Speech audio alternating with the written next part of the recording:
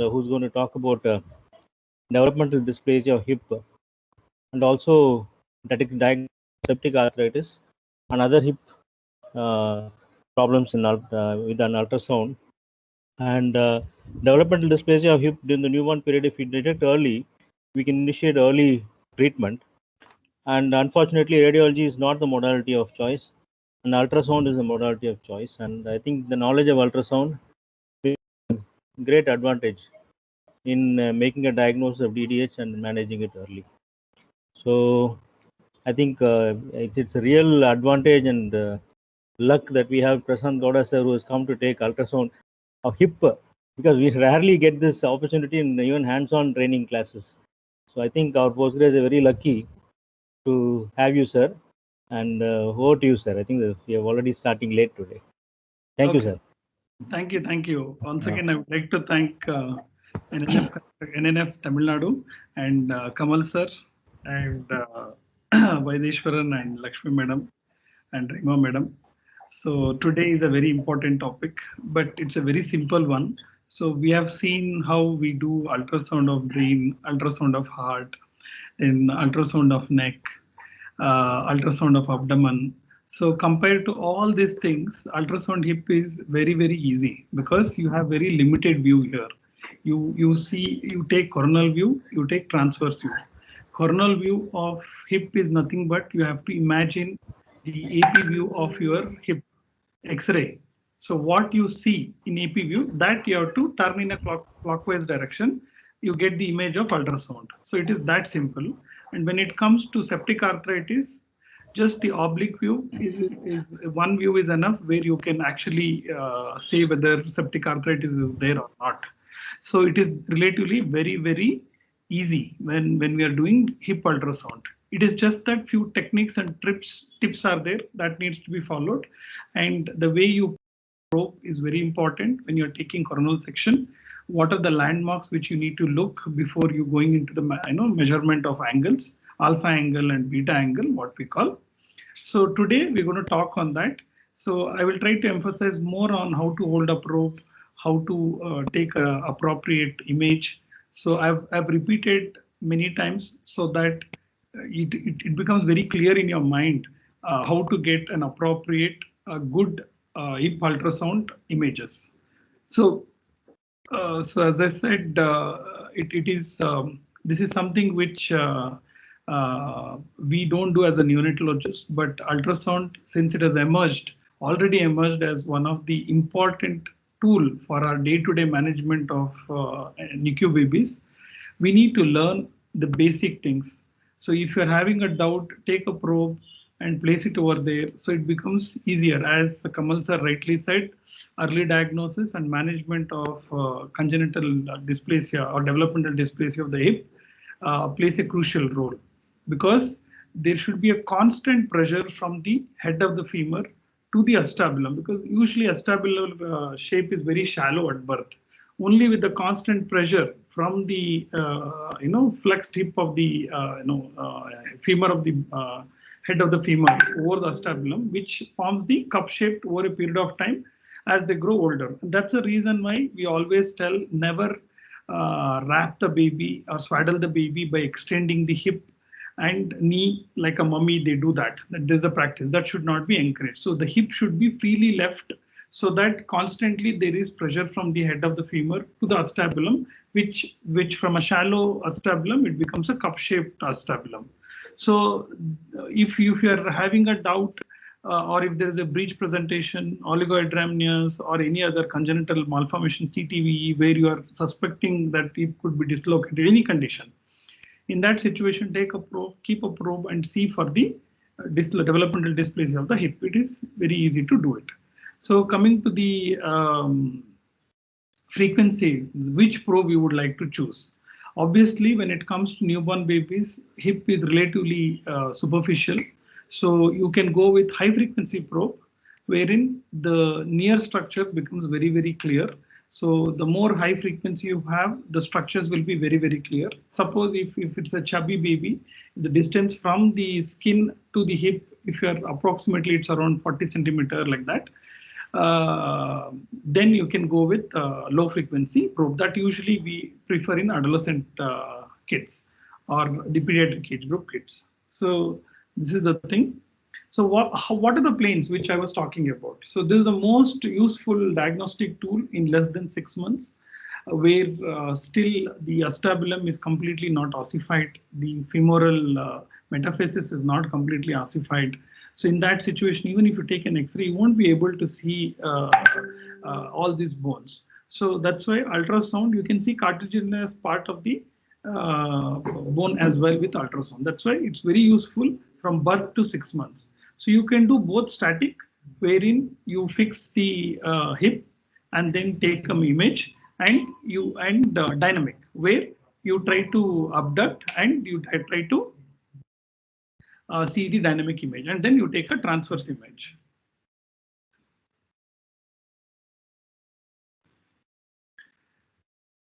All right, now we need to have, as I said, whenever we speak about ultrasound, we need to have a relevant anatomical knowledge. So in complete hip bone, pelvic bone, it consists of two pelvic bone joined posteriorly by the coccyx bone, sacrum bone, and anteriorly by pubic symphysis, where the pubis are joined in the middle. So this hip iliac bone or the hip bone is made up of three pieces. One is ilium, ischium, and pubis. So acetabulum is a point where you see all the joining of all three pieces of bone, like how we have the skull found with different parts of the bone. This also has been formed by three different pieces. One is the ilium, which is shown here. One second. So this is your ilium bone. Then you have your ischial bone, and this part is your both sides pubis bone, and this is your pubic symphysis, and this is your sacrum, which is joined posteriorly with sacroiliac joint here.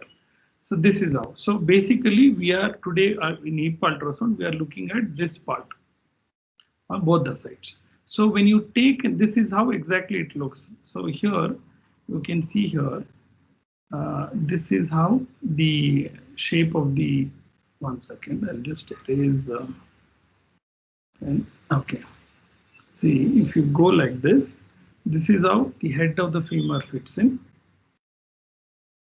You have your lesser trochanter, and then you go like this. Sorry. Then it comes.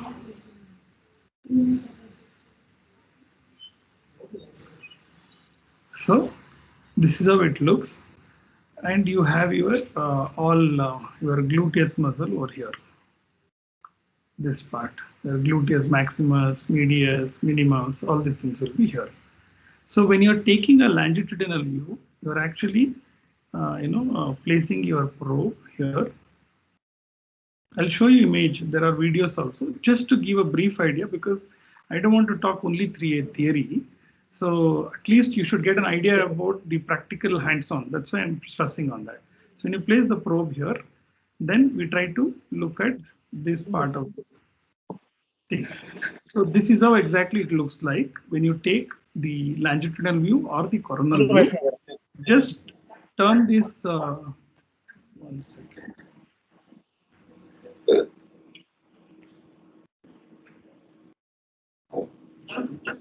One second. Mute ಮಾಡ್ದ? Okay. So this is how it looks like. So this is how we take, and this picture, what you have to do is, this part you are taking now in ultrasound. This is the image which is forming. This you turn around the image here. So from top to bottom, if you see, you have your gluteus muscle. Then you have your you see like this. Then you have turn on. I'll show you. Prashant, slides. Slides ಕಾಣಿಸ್ತಾ ಇಲ್ವಾ sir? Slides ಸರಿಯಾಗಿ movement ಆಗ್ತಾ ಇಲ್ಲ, ನೋಡ್ಕೋ. ಯಾಕಂದ್ರೆ ಯಾವುದು we cannot see any muscles. ಇಲ್ಲ, I will show sir. I will show. but not able to see muscles. Okay, no, I'll show, sir. I'll show. I have not changed the slide yet. So this is the section, only the bone which is shown here. This is your ilium bone. Then you have your acetabulum, labrum. This is your head of femur. And you can see here, the head is covered by a capsule here, like this. And then you see part of ischium. And then this is your pubis bone. So I'll show you. I have good slides and good video also. So developmental dysplasia, where condition where the head is not in an appropriate relationship with the acetabulum. So the femoral head and acetabulum is like husband and wife. If anybody goes little hyper, up or low, there is dislocation of the family and there is a problem. So femoral head is like the husband and wife relationship with the acetabulum. So whenever the femoral head is in abnormal relationship compared to the acetabulum, the hip is either partially, we have different classification for that I will tell you. So if you detect early the problem between the head of the femur in relationship with the acetabulum, you can solve the problem and set it right at the early stage itself, so that you don't see sequelae or complication of not treating the developmental dysplasia of the hip, which will lead to early arthritis, which will lead to hip replacement. So the lot of complications or consequences which are seen. So this is a picture of Barlow's and Ottoli, where the first picture in Barlow's test we are trying to dislocate. That's why the pain is there in the kid's face. The Ottoli's test is where you are trying to relocate. So baby is happy. So newborn screening, it's a simple test, but unreliable, because it is very, very subjective from person to person who is doing this Barlow's or Ottoli's test. It varies. It could lead to either overdiagnosis or over-treatment, and still the incidence of developmental dysplasia is higher. So that's the reason why ultrasound hip will be will help us in identifying it early. So indication, again, this is theory. Positive or uncertain Ottoli's test, reduced asymmetric abduction, family history, breech presentation, oligohydramnios, neuromuscular condition. This is all theory. Timings, if you find any abnormal or positive examination with your Barlow's and Ottoli's test, do ultrasound within 3 days, refer to orthopedics. If it's equal and uncertain, you're not sure, you can repeat examination after 2 weeks. If it is positive, you can plan ultrasound at 2 weeks and refer to orthopedics. If it is negative, but there are risk factors associated, then you have to get an ultrasound hip at 4 weeks. Technique, I've already told you, high frequency linear transducer probe. Method, you have coronal plane, transverse plane, static and dynamic. These are all static. Dynamic also you can take, where you keep moving and you see how the hip gets dislocated. Position, I'll show you the picture, how to put it. You have to put the infant in supine position, and you can lift both the leg and keep it at 90 degree. That is one. Or different positions you can take. Ideally, the lateral decubitus, around 15 degree flexion of the hip, and breast it. I'll show you the video. The next video will be on that only. So this is what I was talking about. You have to turn this image like this way. So from here, you have put a probe here. You have put a probe here, and you are trying to see the image like this. So you will see your greater trochanter, you will see your head, femur. Only thing is you have to rotate this way, clockwise. So I'll show you the picture next. So this is the position. So you can support like this. You can ask the mother to be here, and you can stand this side, and then mother can stand this side. And then you place a probe, and then you see. Next, I'm going to play a video. Yeah. So here I'm placing the probe. So if I'm trying to press so that the head of the femur comes up. So the ultrasound image will be very good. Now I have marked it on the circle over there where you can see the position of the head of the femur. First, you have to put a gel directly over the point where you want to do the ultrasound, warm gel. Then hold on your left hand with your index finger and middle finger. Try to hold it straight, like how as if you are holding it in a straight way. Then try to place it. Your ring finger and little finger will be towards the buttock, and your index finger and the middle finger will be over there. And try to place the probe in between the thumb and the second and third finger. So once you have done that, you can see there. So I'm not placing a probe parallel to spine. That you should know about that. I'm trying to place it in between the position which I have created from the thumb, index finger, and the middle finger. Once you have done that, you stabilize the probe, and then make sure that you don't do that way, where you are not keeping it parallel to the spine. So you are keeping it as per the, this is how you move it as per the index finger and thumb finger when you place it on the thing. So you can move and you can adjust, trying to get the important landmarks when you're doing a hip scan.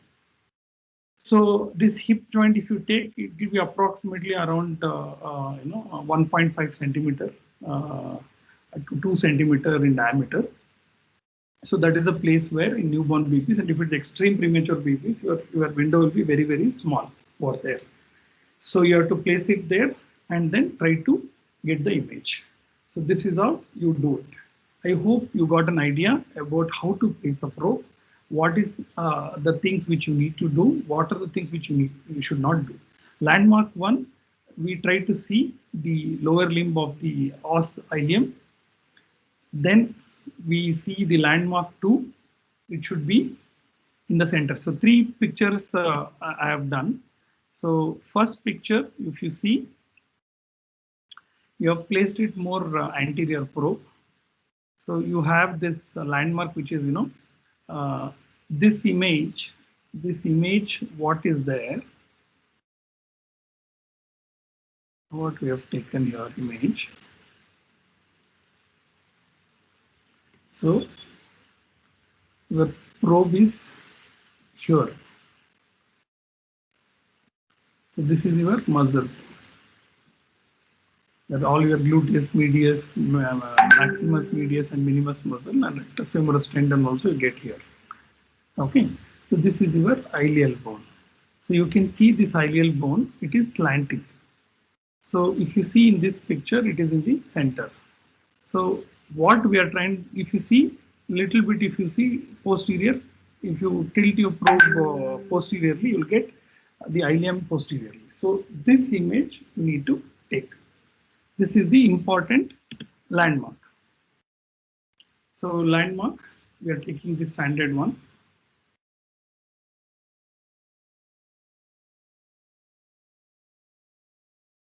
Yeah. So if it is like that, then you adjust it little anteriorly, you tilt your probe and try to get the image straight in the center of the screen. So that is how you need to do it. I hope you got a clear idea about how to place a probe, because hip ultrasound is all about placing the probe at a right angle and a right plane. So you can see here in a real time how the hip, which was curved, the ilial os, has come to the center now. So you can adjust either by tilting or by swiping.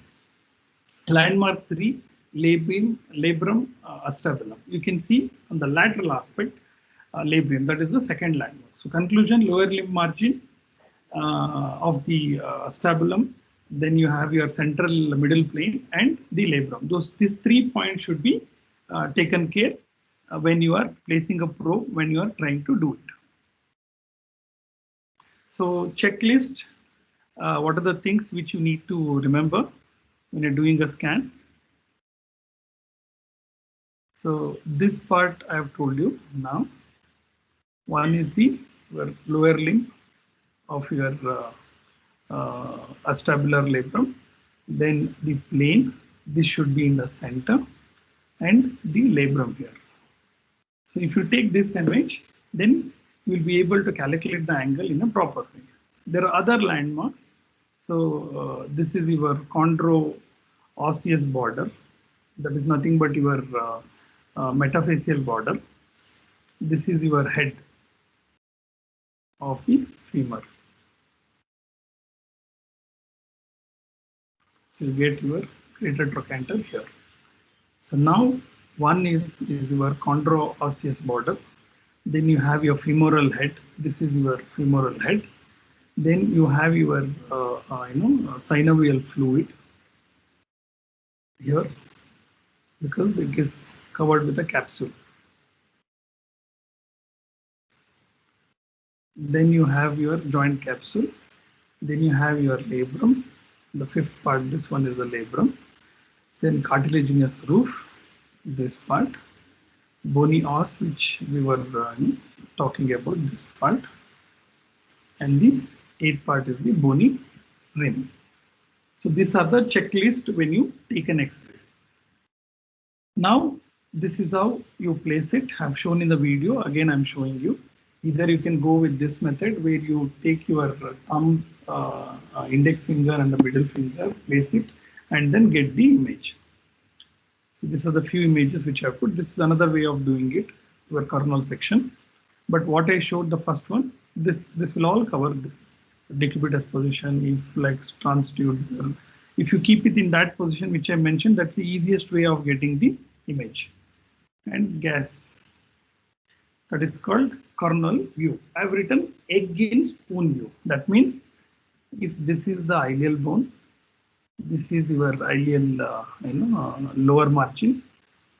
To keep an egg here, this is your head of femur. This is how it looks like.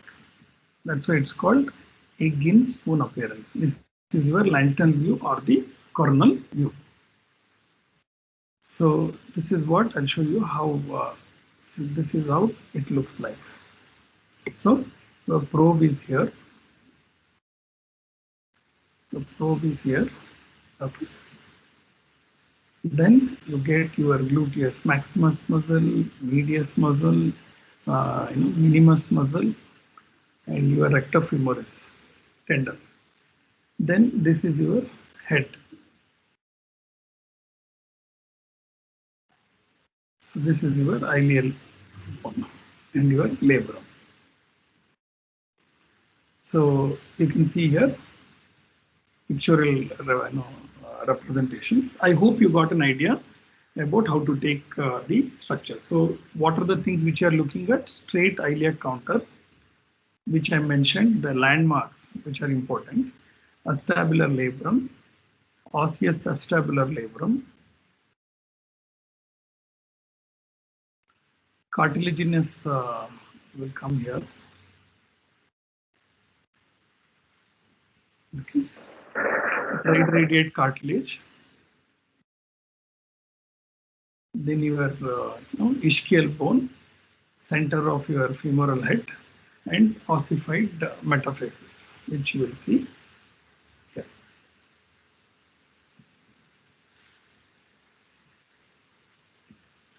So I'll just play the video now. Just remove arrow. Sorry. Yeah. Start from beginning. Your femoral head, your greater trochanter, your ilial bone, labrum. These are all the landmarks. Your cartilaginous acetabulum, capsule covering the head of the femur, rectus femoris tendon, gluteus minimus, maximus, medius, and top one is the maximus. These are the things which you look at. Okay. Now, this is what I was talking about. So your longitudinal view or coronal view will exactly look like this. There is egg over the spoon. Clear? So I'm taking time for you to get a clear idea about how the image looks. So once you get this appropriate image, then calculation of angle is very, very easy. So in line diagram, if you have to make it, this is your straight iliac counter. You have your acetabular labrum. You have your osseous acetabular roof, a cartilaginous part. Then you have triradiate cartilage. You have your ischium, and you have your ossified femoral metaphysis. And here you will get your greater trochanter. So, and here all your muscles will get. So when you draw a line like this from here, and then the edge, you take this part. I'll show you how to take an angle. So the one which is on the gluteus medius, maximus and minimus side is your beta angle. The one which is towards the acetabular labrum, medial side, that is your alpha angle. So you should not have any confusion. So alpha is inside, beta is outside. That means alpha is medial angle, medial side it comes, beta comes in the lateral angle. Clear? Next, 1 second. Yeah. So before evaluation of hip joint, you have identified the chondro-osseous junction. That, as I said, that is the important landmark. So again, I have put in the line diagram. This is how it looks like. So if you tilt this picture, if you want to remember the longitudinal view, please remember for your orientation, remember the AP view of your X-ray. How it looks from lateral to medial. Same thing, that AP X-ray, you tilt it clockwise, you will get your ultrasound image of the longitudinal view. This is the another image which I have told so far how it looks. So let us see, can anybody keep telling that what are the structures which we are looking at? This is your skin, the lateral aspect. Then you have your, what is this muscle?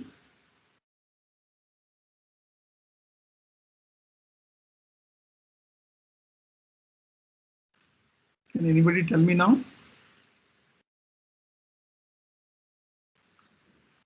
Written here, from lateral to medial we are coming. Gluteus maximus, medius, where till here it comes, maximus. Medius, minimus, and your femoris. What is this line now?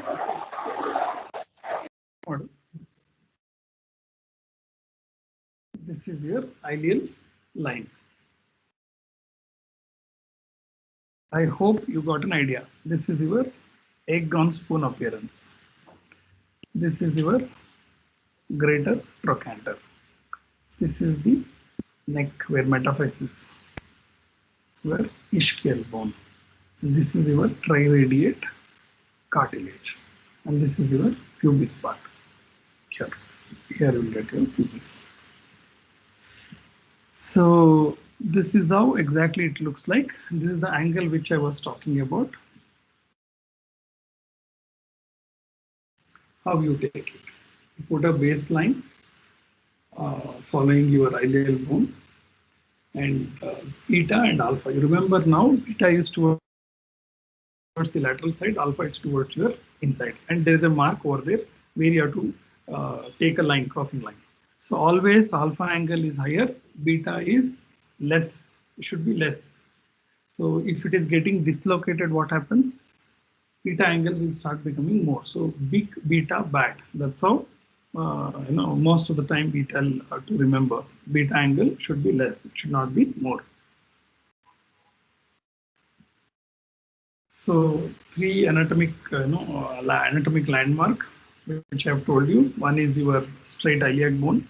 Then you take your tip of the acetabular labrum to actually draw the line from here. So you take this line, straight iliac line. Then you take your tip of your acetabular labrum. Then you take transition from os This is the point where your triradiate cartilage is there. So you take a line here, like this. So beta should be always on the lateral side. That is your beta angle. This is your alpha angle. So alpha is always large. Alpha is large. Angle is big. That is normal. Beta should be bad. If angle is big, it is bad. So it should be less.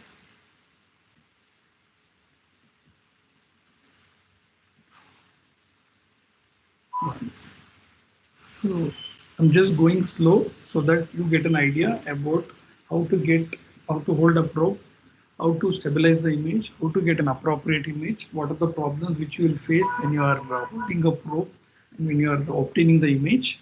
So how to adjust to make sure that you get this particular image. So if you don't get this image, then you might have false, your alpha angle and beta angle may not be appropriate. That's why getting an appropriate image is very important when you're doing ultrasound hip. So which I have told you, baseline, bony roof line runs along the lateral straight portion of the ilium. Bony roof line draws tangentially from the lower limb of the os ilium to the bony rim, which I have told you. Cartilage is drawn from the bony rim through the center of the acetabular labrum. So then you will be able to measure the alpha angle and beta angle. So alpha should not be determined as an average angle, but rather than the largest angle. False positive finding can occur if you are unable to fix up the appropriate landmark. So standard coronal section, which I have shown you how to take it. Remember the image of spoon and the egg, or remember the image of your AP view of your X-ray. You will be able to get orientation in your mind. Once you have got the image, then try to identify this landmark, try to draw a line and measure the angle. The present day, suppose if you keep it little anterior section, if you take, you can see here. See, with the previous one, it is in the center, correct? So with here you can see it is not in center. It has gone like this. So you can't take an angle with this. Or if you posterior section, if you take, it has gone like this. So it should be here in the center. Ilial bone. So I hope to summarize, this is exactly how it looks like. Both the schematic diagram and the ultrasound image, both I have put here. You can see the image, your straight iliac counter, you extend it. Then you take your acetabular labrum line. And you take your acetabular roof line from here, this junction. And then you start measuring the angle. Yes, angle formed between the baseline and the bony roof. That is your alpha angle always comes on the medial side.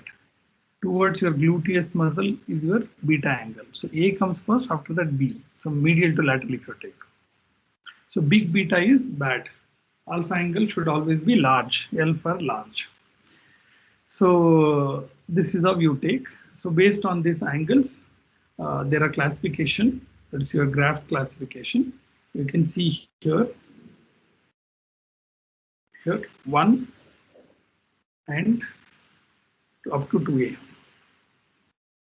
It's fine. After that, your dislocation grading starts going based on 2B, 2C, 2D, 3 and 4. So this is the image where we have shown. First two pictures are fine. Your third picture and fourth picture, you can see how the beta angle is becoming big. So, and you have to chart it with your graphs angle. So as the acetabulum becomes shallow, the hip will start moving towards lateral and posterior. So this is, you have to always make sure that you compare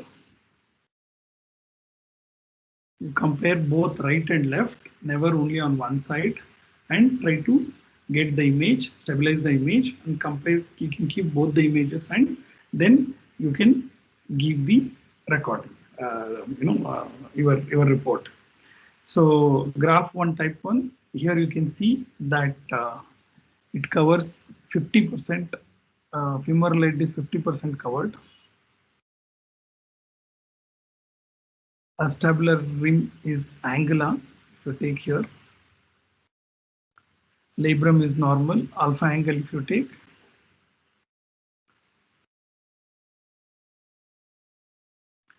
It is more than 60.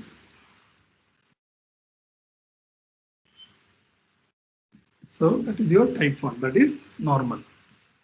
In your type 2A, physiological immaturity, patient less than 3 months, acetabular rim, you can see here acetabular rim, it is rounded.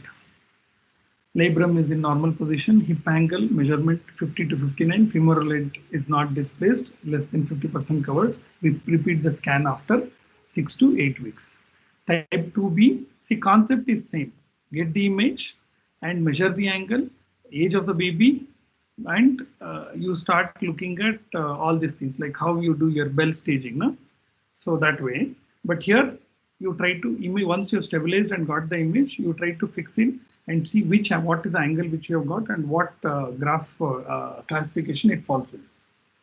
So graph 2B, more than 3 months of age, femoral head is not displaced but less than 50% covered, acetabular rim is rounded, labrum is in normal position, alpha angle around 50 to 55, orthopedic referral. To 3B, femoral head moderately displaced. You can see here, you can see if you put a line here, see, and if you put an angle alpha, see, this is obviously beta angle is big, alpha angle is small. So this is your acetabulum here, like this. And this is your triradiate cartilage, your ischial bone. Then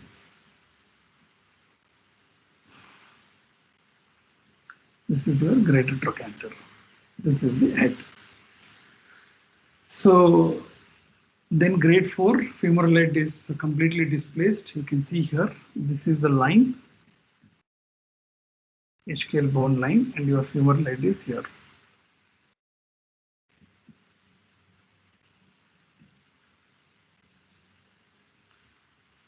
So this is grade 4. Then bilateral graph 4, right and left image. Here also you can see the concept is same, and then you classify. You can see here head is totally displaced here. Here also you can see.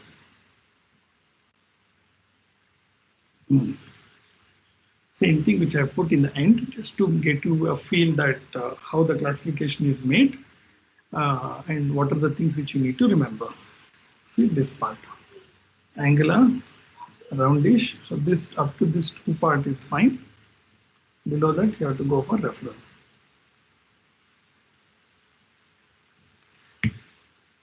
So how the dysplastic hip look, the concept is same. You can see there how shallow is the your acetabulum,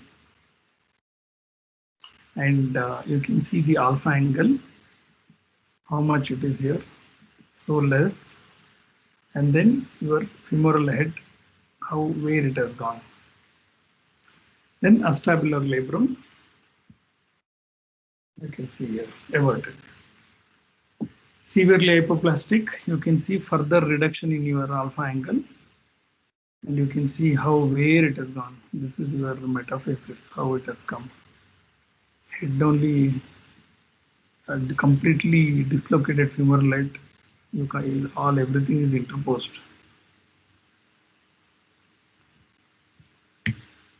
So severely displaced again. Now the other measurement is femoral head position relative to the acetabulum, how much it is head coverage. So you take a line, then you take a point here,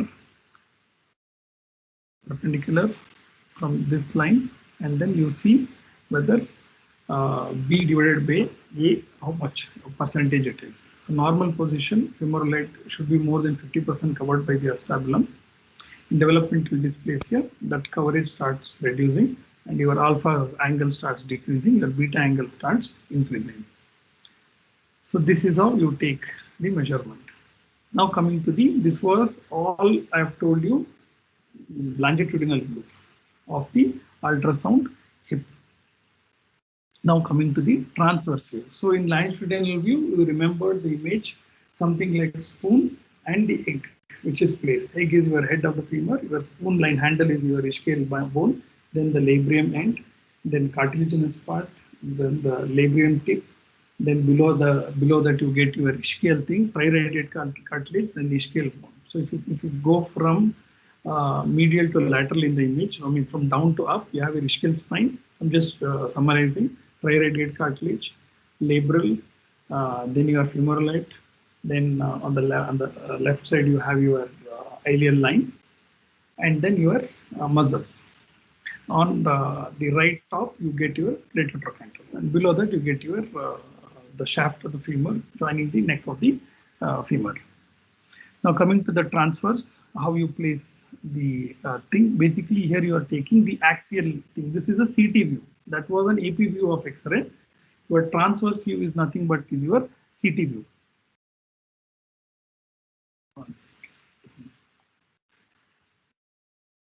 So ultrasound, linear same, transducer placed perpendicular to the lateral aspect of the infant's hip, and knee is flexed at 90 degree. You can see here. So knee is flexed at 90 degree, and then you place your probe. So anatomy, this is your axial anatomy, how you do it. I'll show you, I have a better one. So this is how you need to remember. This is your head of femur, like cone ice cream, how it looks. This is your acetabular roof. Then you have your metaphyseal thing. 1 second, I'll just play the video.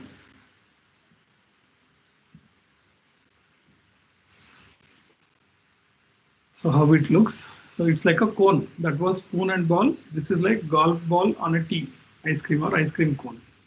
So you have on the left side your acetabular roof, acetabular labrum, femoral head. Then you have femoral metaphysis, triradiate cartilage, and ischial bone. Then your gluteus muscle. You can see now acetabular roof, femoral head, femoral metaphysis, gluteus muscle, triradiate cartilage, and your ischium. It looks like a ice cream cone, acetabular labrum.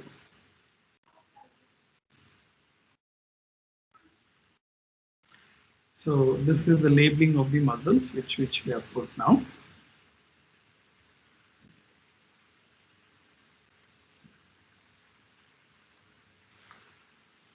So it's easy to remember. So if joint biometry before 6 month ultrasound, after 6 months your cartilage will get ossified, then you can go for X-ray.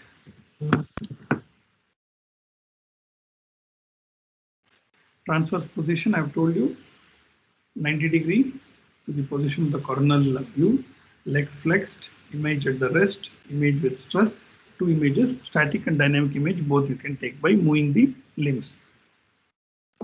So this is how it looks like if you take the section.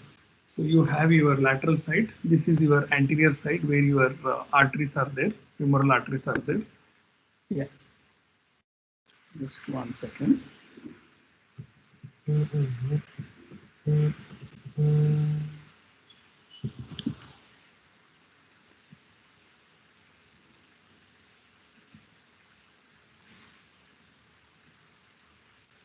Yeah. So this is your anterior, lateral, and medial. This is your posterior. So one which where you see your yeah. So this is your anterior side, lateral side, medial side, and your posterior side. So this is your femoral artery and vein, which you see. Your femoral head is placed here. This is your femoral head. You get your greater trochanter, that is on the lateral side. Then on the medial side, you have your anterior column of the acetabulum. because it is the anterior side. This is anterior and this is posterior. This is lateral and this is medial. So we see like this.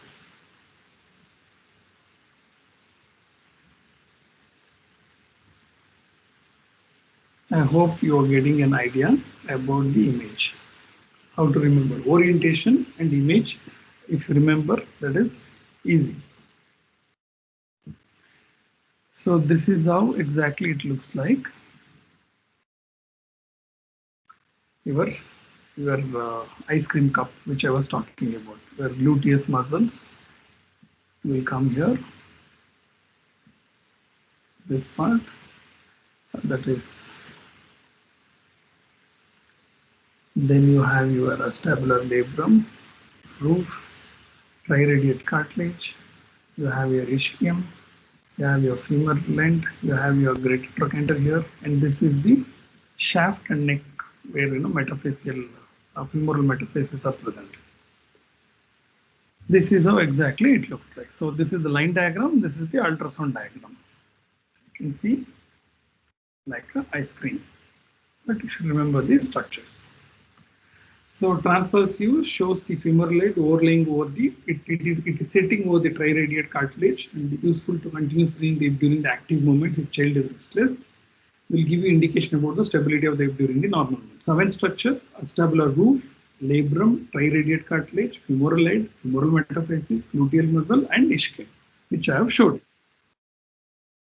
So here, this is your posterior part. This is your anterior part. This is your lateral part. This is your medial part. So you can see greater trochanter, head, your metaphysis. Then you have your triradiate cartilage. You have your ischium. Then you have your labrum, and your gluteal muscles are here. I hope this is the buttock of the baby. This is the buttocks of the baby. This is the buttocks.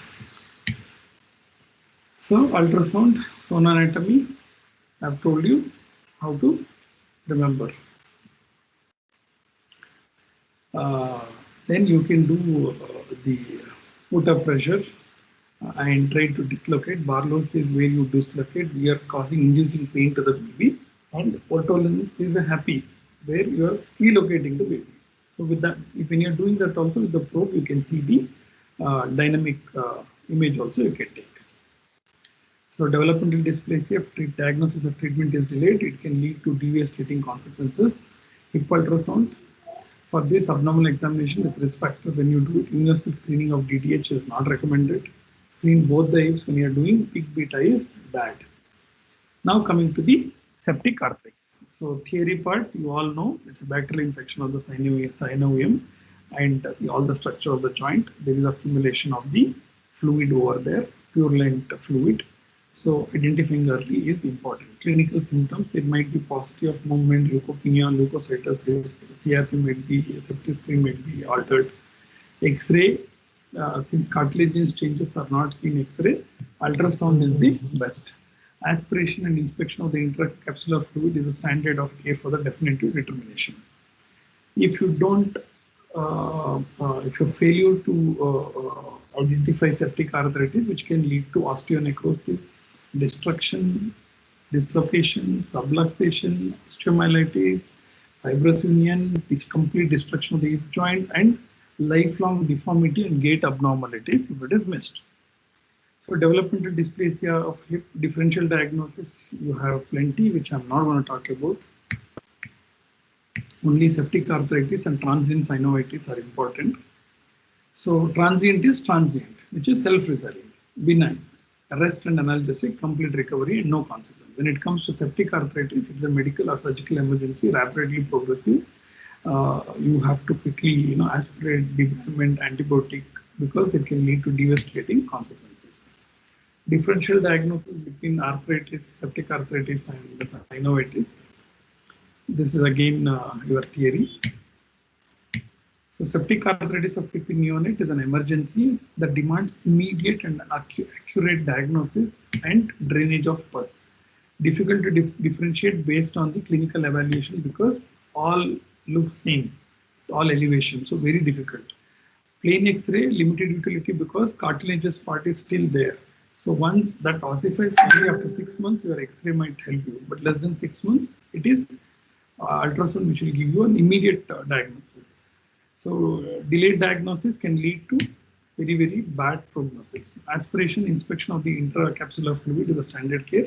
Negative aspiration, if you don't do it with ultrasound guided, you can have a negative aspiration, or you won't be entering into the joint capsule itself, and that's why you might have a dry aspiration.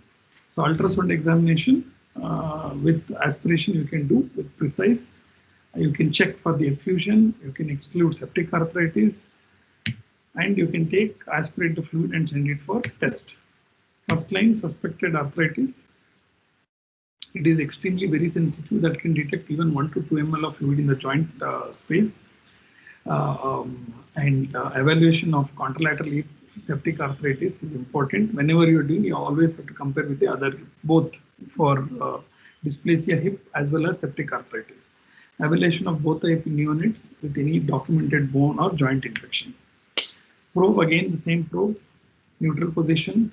You extend the hip, abduct the hip, and slightly externally rotate, like as if you are sleeping, and then you are keeping your foot on you are tilting on the lateral side. So I'm showing in my hand, you can see.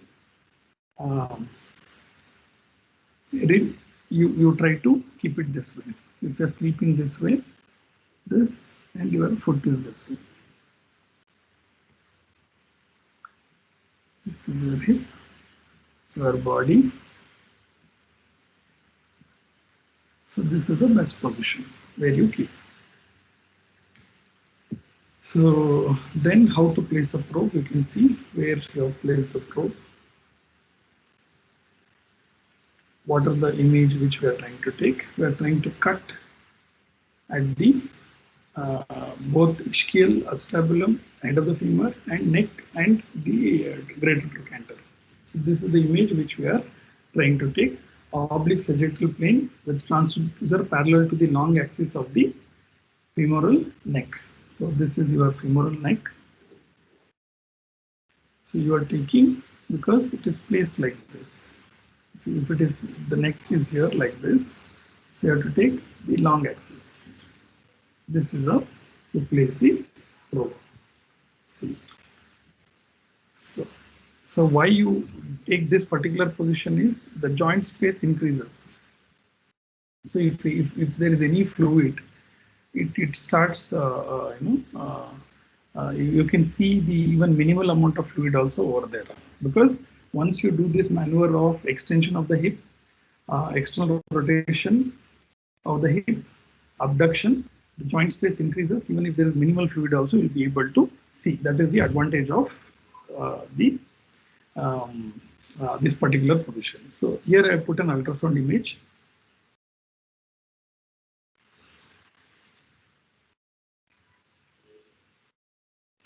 So you can see here.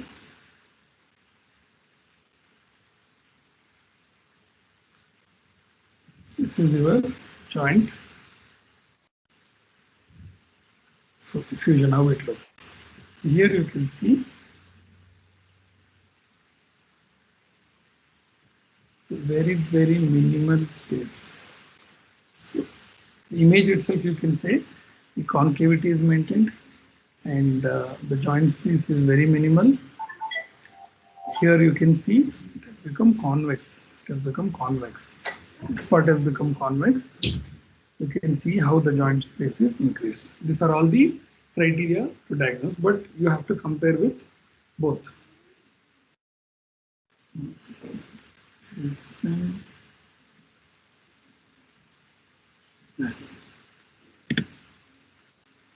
So real time, you can see how when you do an ultrasound, you can clearly, when you put a probe, you will not miss, because it is so clear.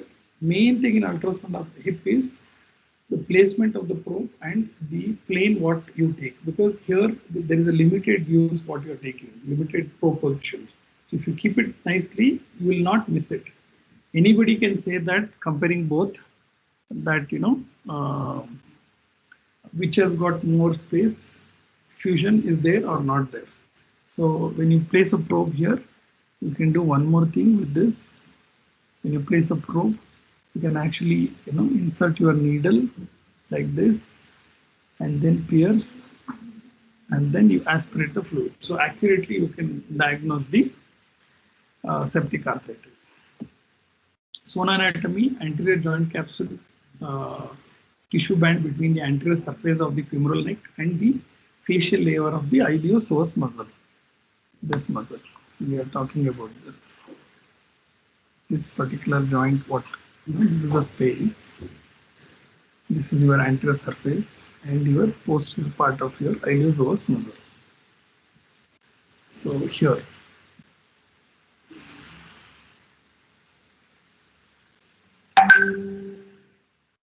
So you are looking between the anterior surface of the femoral neck and the facial layer of the iliopsoas muscle. Two layers it has got, anterior and posterior. So normal joint space is anechoic. But if there are debris, pus collection, you can see a dirty appearance of the joint space as well. And you can see the concavity is maintained. So if effusion is there, obviously it will bulge like this. So then can we confidently exclude the presence of effusion? If concavity is there, you can exclude the thing. So this is how exactly it looks like. Your iliopsoas muscle. You can see here, this is your femoral metaphysis. You can see your femoral head.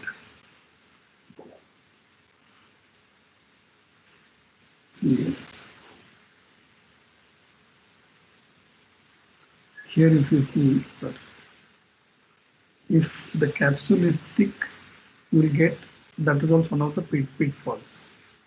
If this capsule is thick, you might get deceived. So this is how it looks like. So joint capsule is a thick hypoechoic, articular cartilage is thin, hypoechoic stripe over the femoral head.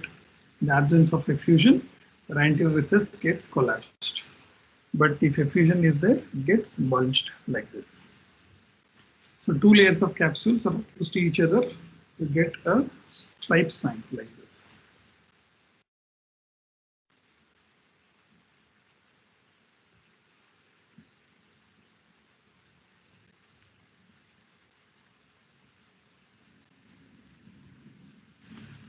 One second. So hip ultrasound is like, which will give you a clear, only one position, you are oblique, and then you take this particular view and we try to look at that space. A thin layer of physiological fluid might be present between anterior and posterior layer, but usually it will be less than 2 mm of your thing. If there is an effusion, you will see bulge and loss of convexity, concavity. So in effusion, is hypoechoic. If purulent is there, you can see in between dirty looking with hypoechoic and the pus also. And you can see joint space is increased, convexity is lost, concavity is lost, convexity has come between the two layers of the joint capsule, separated by a fluid. Depth should be more than 2 mm. First, that is the first diagnostic criteria. Hypoechoic joint effusion, depth of more than 2 mm. Hip ultrasound. Number 2, the distance between the outer margin of the hip capsule and the surface of the femoral neck should be greater than 5 mm. The outer margin of, see, one criteria we have already shown here. One is hypoechoic joint effusion. From inside to inside joint capsule should not be, depth should not be more than 2 mm. Second criteria, the distance between the outer margin of the hip capsule and the outer margin of the hip capsule and the surface of the femoral neck should be greater than 5 mm. To call it as septic arthritis. If there is a change in shape, That is one of the important. If the concavity is lost, that is one of the important crucial clinching diagnosis. One diagnosis we already told. Second one, inside to inside 2 mm. If it is this part, outside to this part is more than 5 mm. Again, that is the second diagnostic criteria. There are debris within the effusion which might manifest as an heterogeneous, which I was talking about. So they can have a clear fluid also. They can have a debris like this. Debris, you can see the debris here. Here, these are all debris in the joint space.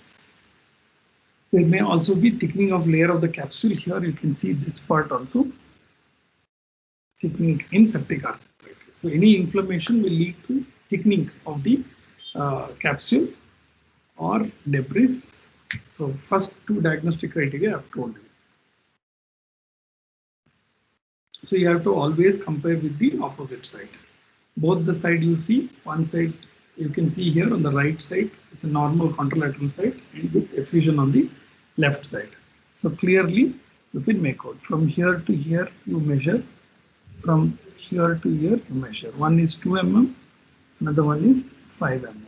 Plus you see convexity and anechoic or debris if it is there, that needs to be seen. The distance between the outer margin of the hip capsule and the surface of the femoral neck more than 2 mm, then the contralateral normal state. So you are comparing both the sides, this part and this part. So 1, 2, 3 diagnostic criteria. This is whenever there is inflammation, you can see increased vascularity or hyperemia of the surrounding structures. Ultrasound guided, I have told you how to go about and how to puncture and how to take it. The previous thing only I have told. So it will be very helpful. Once you have gotten the appropriate image, then it's easy to do it. So you can see here hypoechoic cartilage, gradient compression to distinguish fluid which is compressible from the cartilage which is not compressible. So this is your joint diffusion. Press and you can see as well. Sometimes when you are measuring, these are the pitfalls. I'll just leave it that way because since it's a first time you are having this ultrasound hip, how to hold a probe, how to stabilize, how to get an image, how to do a measurement. These are the basic things which you need to remember. Septic arthritis is a neonatal emergency, prompt early diagnosis, like it's like hypoglycemia. Unless we know that it is a neonatal emergency, we will not act. Same way, septic arthritis is also a neonatal emergency. We need to identify early and aspirate if pus is there and treat with appropriate antibiotic. So if you are delaying it, you are allowing the infection to damage the most important joint of the body, the hip joint and the knee joint where we stand. Sir,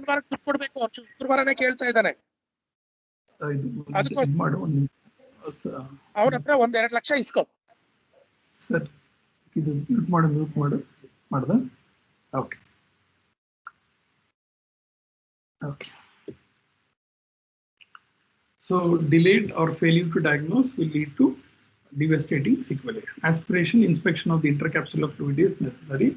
So hip ultrasound, it's a very easiest. If you have ultrasound probe, even with your curvilinear probe also you can do. Not necessary that you should have your linear probe. If it is there, it is good.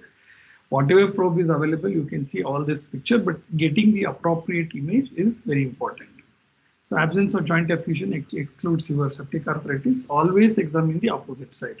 See, key points I've told you in ultrasound brain, neurosonogram. Always any abnormal finding with two planes you have to confirm. Same way, hip, always do not forget to do on the contralateral hip, even though there are obvious signs. Screen hip for any documented bone or joint infection. So good knowledge is very, very simple. So in hip, there is a hip bone, there is the femur, which is a ball and socket. So ball is your head. I have shown you. One is the spoon with the egg, another one is ice cream cone. So longitudinal image, transverse image, septic arthritis, how to place a probe, along the line of the neck of the femur, and then you may do all the measurement.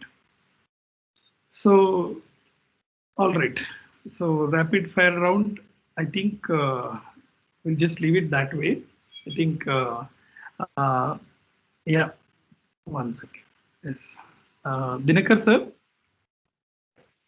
Yeah, Prashant. I am Yes. coming. Okay, Yes, ma'am. sir. Would you like to add anything, sir? So, Key tips and tricks. Would you like to add, sir?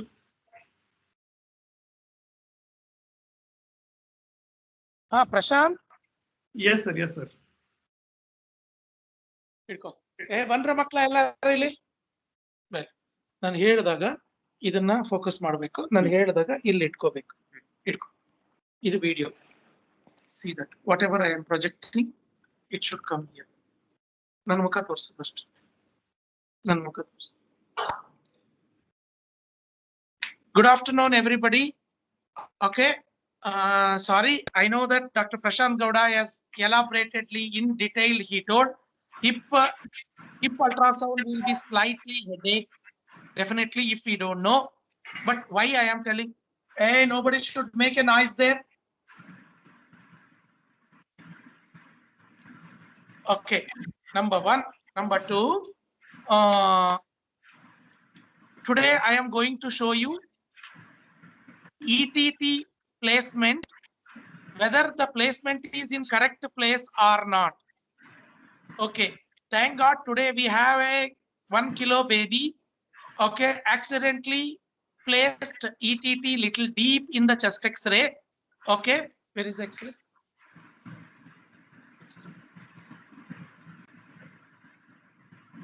Okay, so we will show you. Okay, we will show you how it is deep, how to make it. Number one, and UVC also. Where it is, I want you people to see it. Where is the UVC? Where is the UVC? Okay, that is the two things we have not showed the people live. Number second thing, septic arthritis and DDH. Septic arthritis and DDH. How to diagnose the septic arthritis and DDH? That also I am going to show you people. Okay, number one. Now I am going to show you the X-ray. Where is the ETT? You should tell. Where is the UVC? You should tell. Please come. But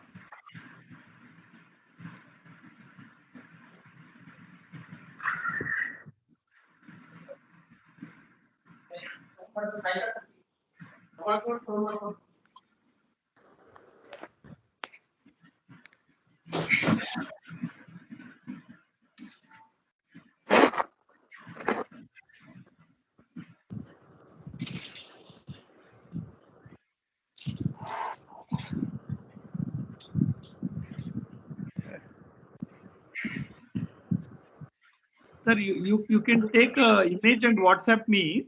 I'll project it here in the screen. You can WhatsApp me like that. Wait, let them see like that. You tell me, how is the ETT? Is it deep or is it normal place? It's very difficult. Okay. Yeah. Now it's fine. Little far, he needs to take the camera and not to take too much. Very close. Little far. Or you take one. Yes, sir. Camera should be a little up. Little up. We are not seeing the neck. Not far. So can you see now, dear friends? Can you see now? Yeah. 1 second. This is fine. Just hold on. Don't move. Go a little closer. No. Hold on. It's too close. Now it's fine. Just go a little. Show the neck.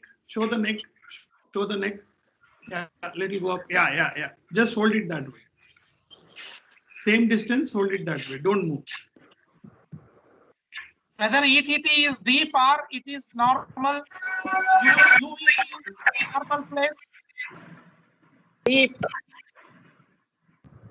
Deep only. Yeah, I cannot hold for a long time here. It is deep. It is around the fourth rib level. What about ETT is deep or normal? ETT is deep.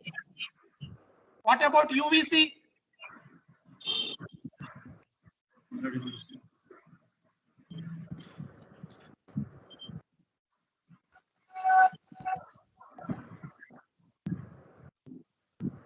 UVC is normal place. Okay, very good. Very good.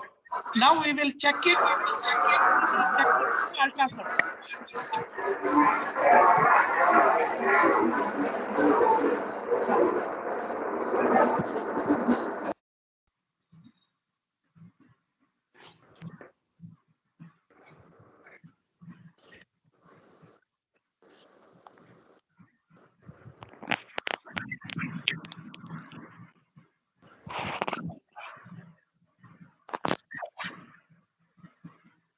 ಮತ್ತೆ ಅಲ್ಲಾಡಿಸ್ಬೇಡ.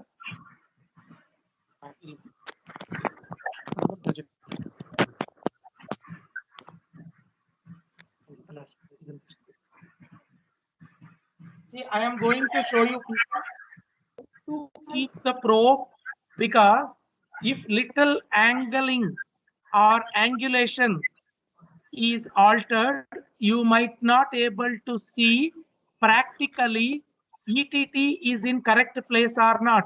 Why to take the chest X-ray? Why to expose for the radiation? See, number one, first I am doing my hand wash. Okay, I am taking this probe. I am taking the cardiac, neonatal cardiac probe. I am changing to the pediatric cardiac. Okay, and you know how to see the arch view, means suprasternal. But since the neonate cartilage is very, it's not formed bone, so ultrasound will penetrate in the cartilage. So for that, like an adult, you need not keep, or like pediatric, you need not keep in suprasternal notch. You can go high, left or right, parasternal view, long axis, turning towards the left side and little downside. So towards the leg side. That's what I am going to do now. So I am cleaning my probe. I am putting the gel, little gel. I am showing you people. Okay, how to keep the probe. How to keep the probe. Please see the probe where I am keeping. Yes, angle. Ille nodbeku. Okay, because this is the sternum where I am showing you. This is left side. This is right side. This is right side. This is left side. This is a sternum. I am placing slightly on the left side. This is sagittal. Yeah, silent.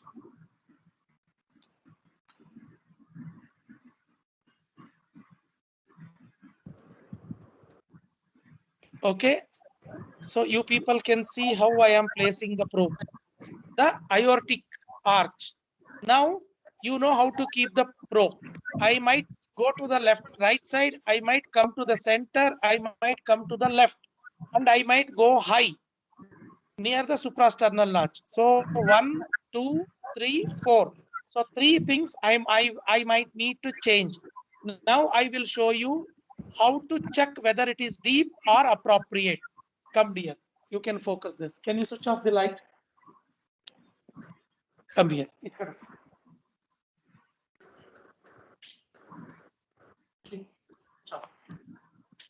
Yeah. So now, so can you people see the arch now?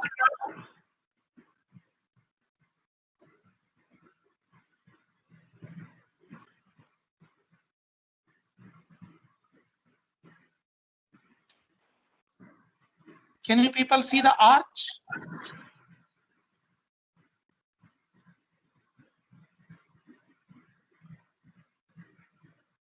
Because this baby is having hiccups. And I'll show you the normal variant of brain also. There is some problem is there. You people have to tell me what is that. So now you can see the arch very clearly. Yes, we can see. Yeah. So now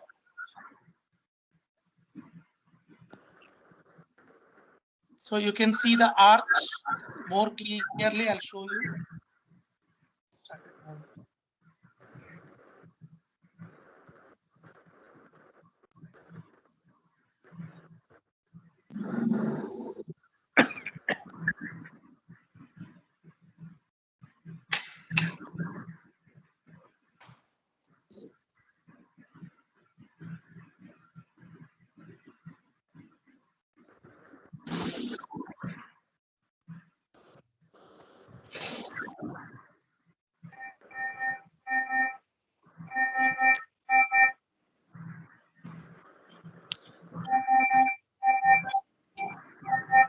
How do you concentrate?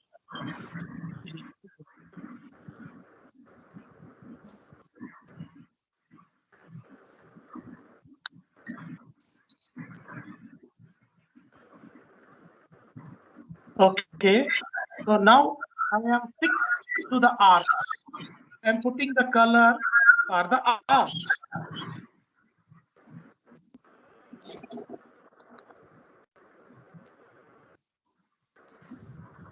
You can see the arch. You can see the arch. I'll take the different probe, the pediatric probe. You might see more better in that. Because this beautifully, it is deeply placed because I didn't remove because till the class. Later I can do it. It's not a big issue. Baby is maintaining SpO2. There is no problem at all.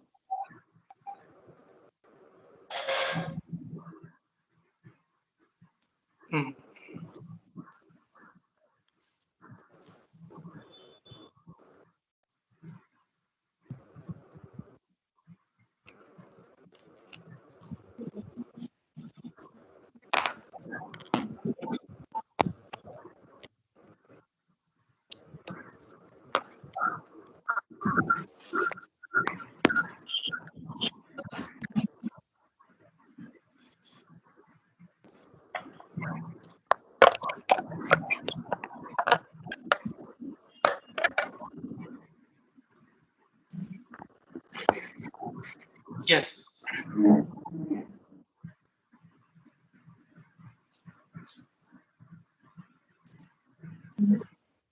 So you can see even PDA. Arch view, you can see the PDA. You can see now the ascending aorta.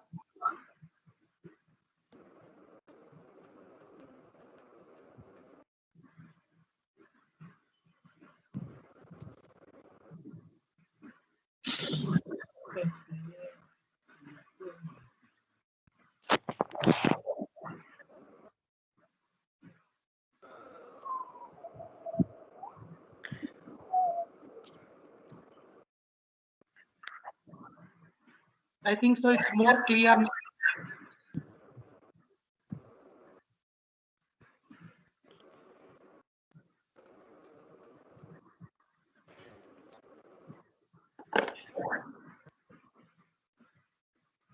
Can you people see the arch?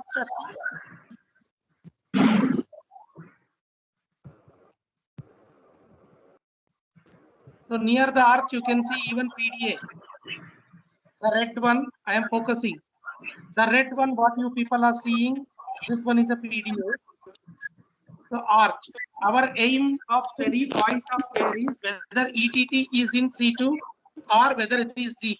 When you are touching this thing, can you people see what is this? Anybody can tell me what is this, please? Ascending aorta. This is called ascending aorta. This is arch of aorta. This is descending aorta. So anybody can tell me what is this? First branch of arch of aorta. This one is first branch of arch of aorta. So I'll take little deeper, and you people can see very clearly pointer. What is this one is coming? This is called ETT. ETT is crossing the arch of aorta.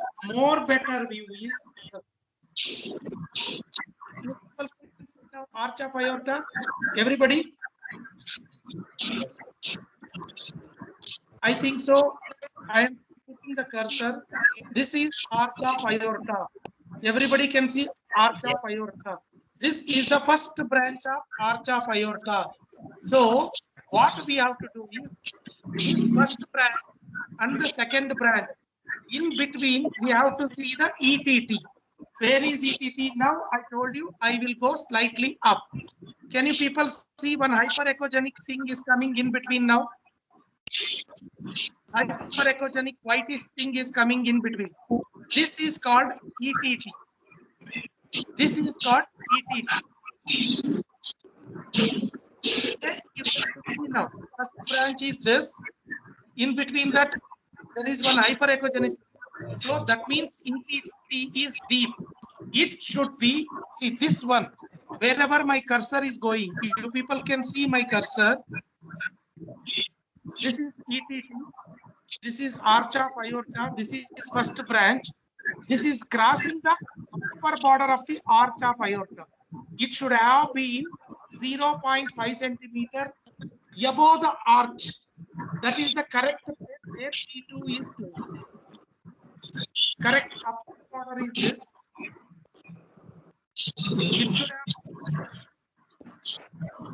It is crossing. That means it is deep. This is very easy way to diagnose in ultrasound.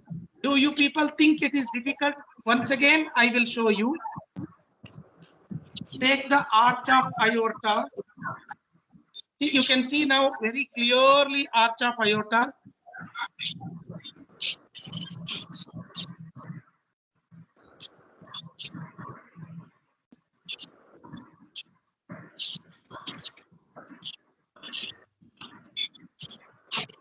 Can you people see now arch of aorta, please?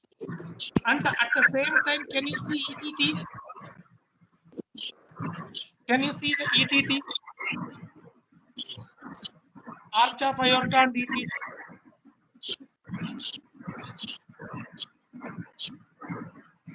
I'll put the color Doppler.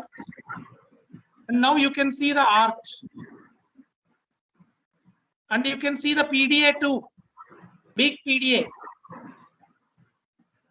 This is suprasternal view of PDA, red one.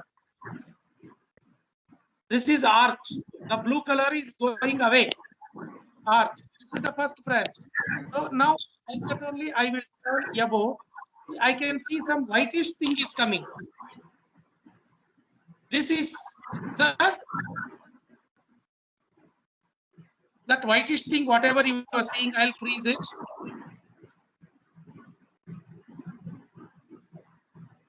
I'll freeze it. I'll go above. See, this is arch. This is ETT. Once again, this is ETT. It should have been the upper border of arch. It should be 0.5 centimeter above that. It is crossing the upper border and it is coming and standing almost. If it crosses the lower border, that means it is going to the right main truncus. It is standing in between. The color I am removing. In between the arch and lower border. That means it is in the almost touching the carina. So you people can watch this. This is the way to diagnose whether ETT is placed in a T3 position or not. Okay, number one is over. Number second, now I will show you UVC. So in the X-ray, you people have told me UVC is in correct position. So I am very happy, dear friends. But now I will show you. Okay, where is a camera torch?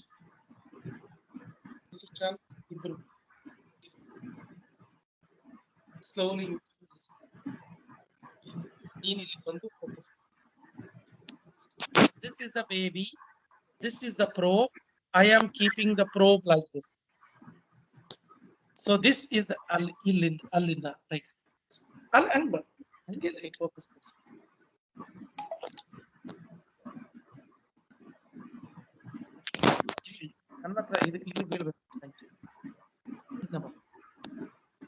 Yes. So you people can see the probe. Longitudinally, I am keeping the probe. I am turning towards the right side for UVC. Turning. This upper border is towards the head. So now come to the. Now I am changing this one to the cardiac. From cardiac, I am changing to the pediatric, to the abdomen. I have taken probe of 8. I have taken. You people can see very clearly. Switch off. So please see, dear friends. I am showing you people. I am showing you people. I am showing you people. This is the liver. This is the liver. This is the heart. This is the liver. My cursor is showing you people liver. This is the heart beating. Okay. See, you people can see something is going like this. Okay. Something here also is there. What is that? What is this? We will check. What is this? This is right. What is this? Hepatic vein. Okay. And what is this? Something is coming here. You can see something is coming like that. It looks. But what is this? Aorta. Very good, sir. Okay. Aorta. Okay. Now, can you people see where is UVC? Can you people tell me where is UVC? Is this is UVC? Is this is a UVC? Sorry. Is this is a inferior vena cava? Or this is a ductus venosus? Where I am keeping my cursor? This is my cursor. What is this? Then what is this? Then where is UVC? Anybody can tell me? I am going towards the liver now. I am going towards the liver. I am searching for the UVC. Anybody can tell me where? I placed a simple infant feeding tube 6 size. Because patients, it's a 1 week baby, needing more than just 1 week. This will do, because otherwise umbilical catheter might cost 2,000. Patient might not be affordable for this. That is the reason I placed. Can you show me the where is UVC? This is UVC. Where it is, or whether something is coming like this. This is inferior vena cava, and something in this. Inferior vena. That is UVC. This is UVC. So where is the UVC is going now? Going to the right. We will see. Is it stopping here? Is it stopping here? So now I am going towards the heart. Can you tell me where it is now? Right atrium. It is in the right atrium. Okay. Once again, please look into this. If it is not able to see, you should tell me, dear. Yeah, now you tell me where it is. You can see UVC now very clearly.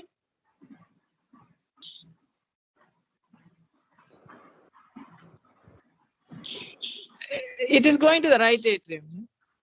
Yeah, so it is going to the right atrium. So in abdominal view, how much I can go and see towards the heart, it is going to the right atrium. Okay, everybody is clear. So do you think it is going to the right atrium is deep, but in X-ray it is exact position. Yes. But in ultrasound it is going to the right atrium.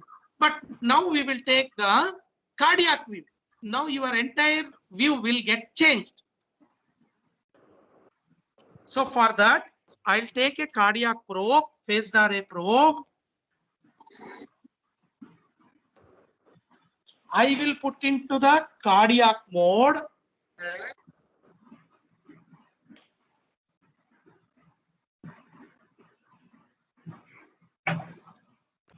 So I'll take the,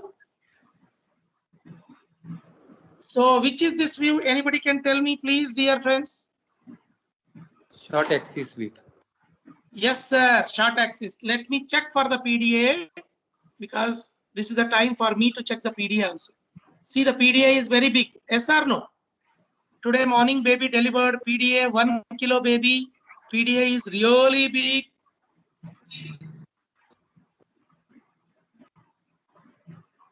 So we will wait till tomorrow. Okay, I'll check the PDA size. I'll check the PDA size. I'll show you the UVC also. I'm not going that side, this side. Just for it is there. See, it is almost 0.4. But now I put the color, so it is 0.4. Now I don't want it. I want like this. See, in this place, I want the color. Yes or no? But minimal color I need. Minimal color towards the pulmonary side where it is constricting. So I'll remove the color. So I will go and check without color.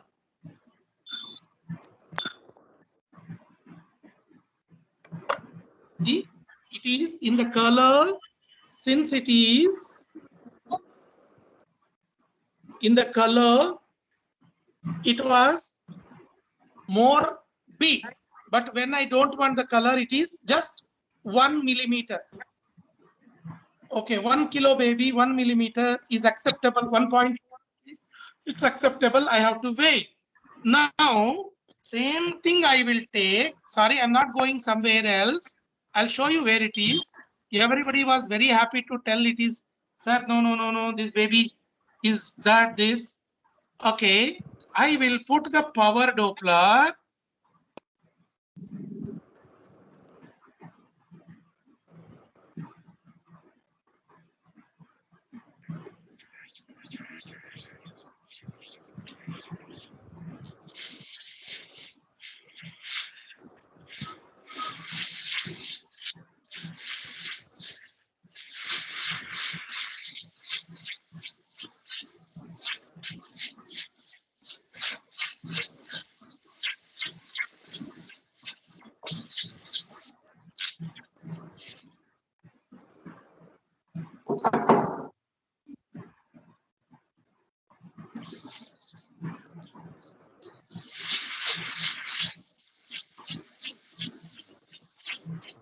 See, dear friends, that's what one day in PDA class I was telling.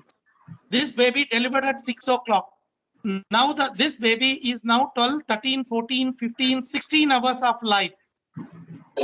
No, 10 hours of life. 10 hours of life. Already from right to left, it is started showing almost a pulsatile pattern of PDA. Pulsatile pattern of PDA.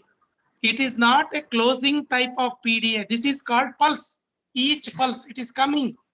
I have to wait. Suppose if I'll wait for another 3 hours, so probably this baby will develop. I told you in my septic shock or my PDA shock, how pulmonary hemorrhage will develop. Okay, probably today night, if I don't start indomethacin or brufen or paracetamol, this baby might develop pulmonary hemorrhage. At the same time, this baby is having HB percentage 9 grams. PDA is simple 1.3 millimeter.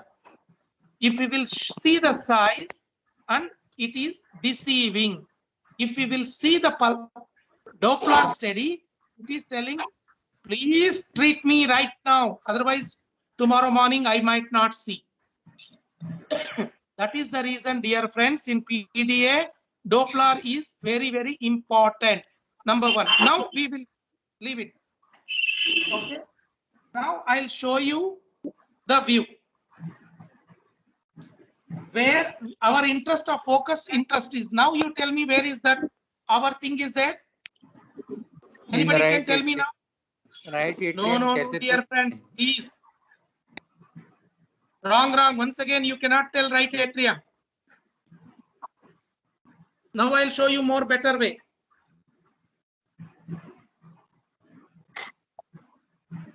It has crossed the foramen oval in going to left atrium. Ah, very nice. I am happy because this is right atrium, cross the foramen ovale, going to the left atrium. Okay.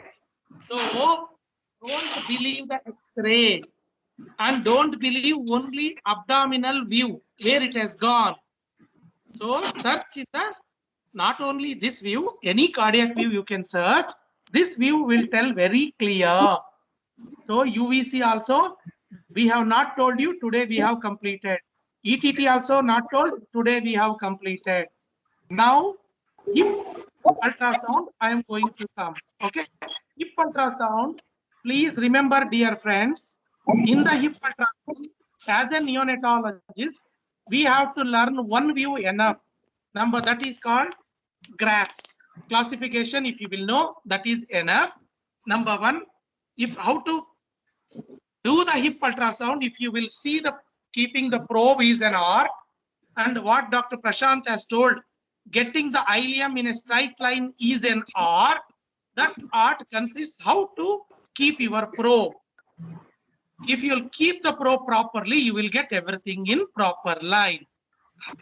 Then what is alpha, what is beta, everything machine will calculate, you need not scratch. If you will learn that, that is enough. Number one. Number two, lateral hip displacement after 3 months of ossification. After 3 months of life, we will get an ossification of femoral head. That I am not going to show you because now this baby is no ossification. So that and all you can learn. In the same manner, you can learn. Then come to the other after 3 months to 6 months, then 6 months to 12 months, but all the views, that and all we know. But after 3 months itself or 6 months itself, you can take a hip X-ray. You can learn. Okay, I'll ask you, dear friends. I know that you people are more intelligent than Dr. Dinakar Prithviraj. I am not trying to test here. How to remember in the hip X-ray lines? Anybody can tell me how to remember? Suppose if I am teaching a first year MBBS, sorry, MD student or DCH student, how should I tell him this is the easy way to remember? Anybody? Easy way?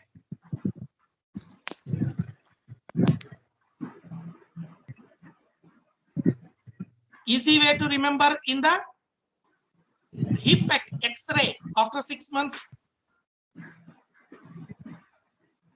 Hey, Mama, you know something sound? Dear friend, somebody please. Prashant, can you hear me?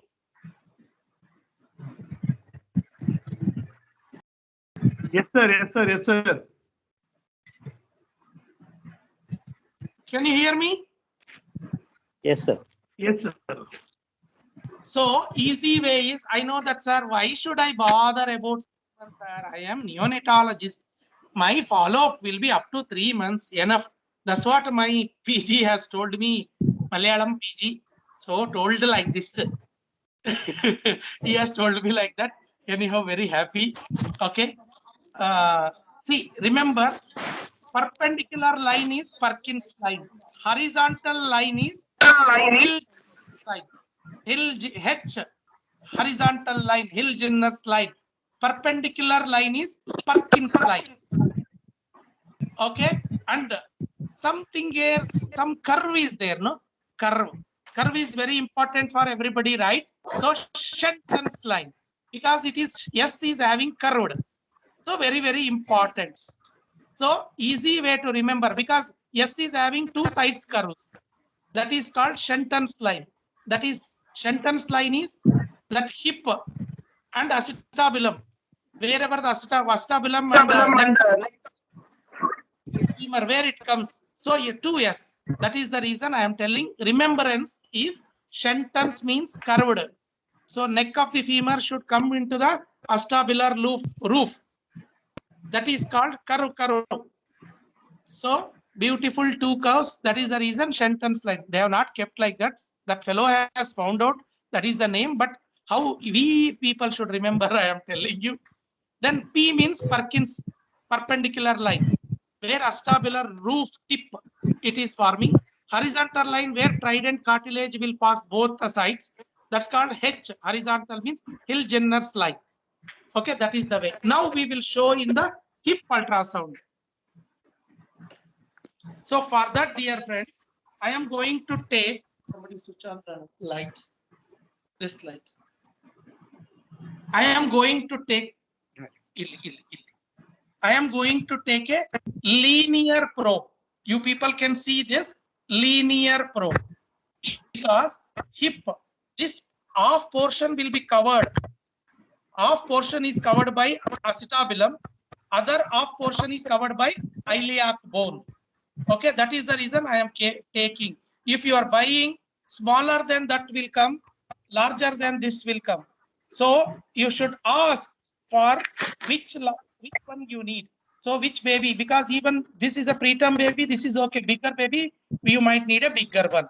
So this is called a linear probe. How to check it? Now come here. Here. Yellow idea. Okay, light anger. So I am pressing the probe. I am pressing this. I am going to this. I am taking the small parts. Okay, it is not there in the small parts. I am taking the pediatric once again. There is hips. You people can see the hip. Hey, can you see the hip?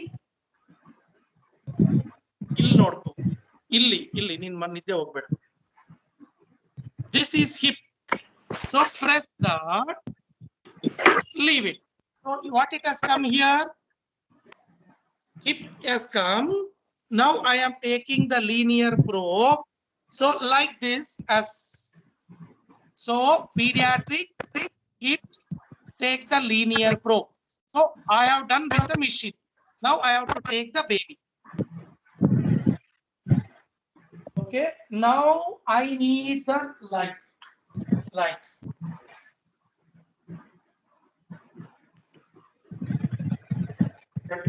Stay there for 1 minute. Stay there for 1 minute. So I am taking. This is the probe marker. This is the probe marker. I am keeping. Please give to the others. So this is the probe marker. This is the probe marker. Okay. Now come. This marker always towards the head side. So I am taking the gel, whatever I adequate gel, it is there here. I am taking the baby. I am keeping the hip into the flexion, proper hip flexion. This is very, very important. Don't keep straight. Keep the, wherever the probe marker is there, iliac side, it is slightly downwards, like this. Like this, downwards. See here what you can see. Please, can you focus here? Now switch on the lights. Switch off the lights. Stand there only, sister. I told you. Yeah. So now I am coming towards the hip side.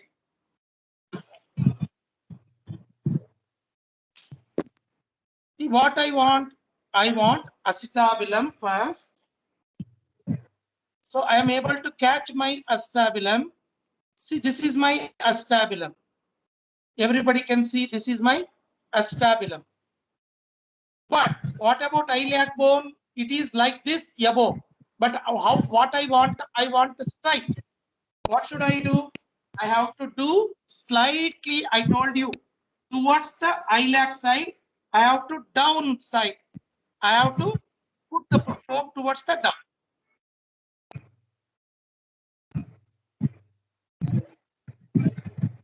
That is the reason there is for the hip ultrasound.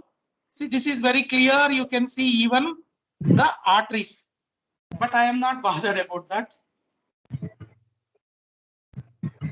See, I am putting down. I am coming towards this. I can see my acetabulum. I am very happy. See, this is the way I am want to get it. See, that iliac bone should be parallel. Iliac bone should be parallel. That is very, very important.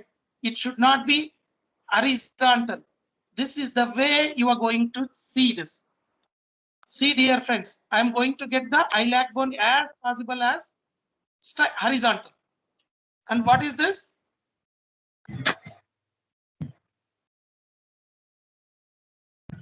Okay. See, I found it. Can you freeze it? Wait. Decrease.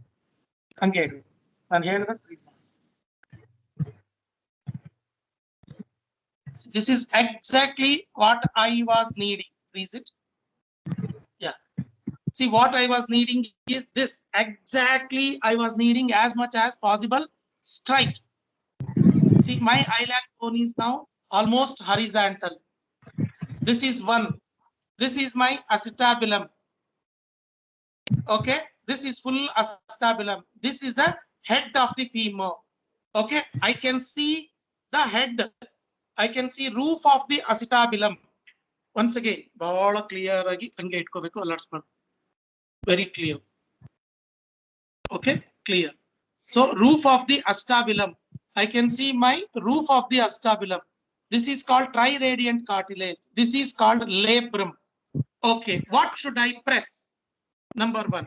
First, what calculation I have pressed. Can you people see this? Hip angle will come. When you choose for the hip angle will come. Like that, don't shake. So I have pressed yes, I need the hip angle. Then come back. Ask your machine provider, he will teach you. Once after he installs the software, ask your radiologist, please show me how to calculate. Okay, then I am going to press the calculation. I pressed it. Okay, once again, I am going to do this. This is a straight line where I want it. I did it. Then come to the alpha angle. This is not the thing.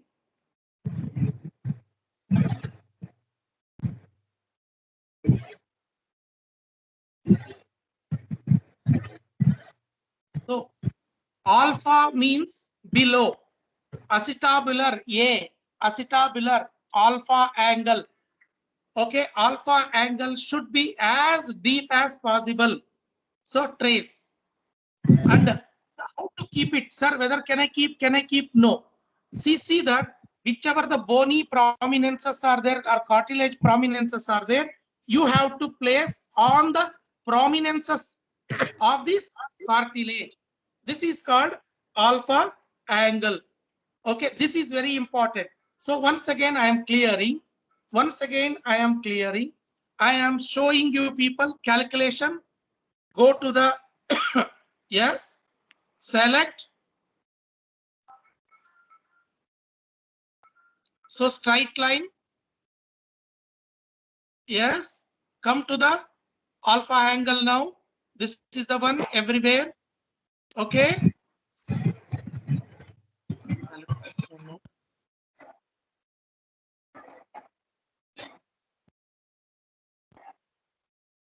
Enter.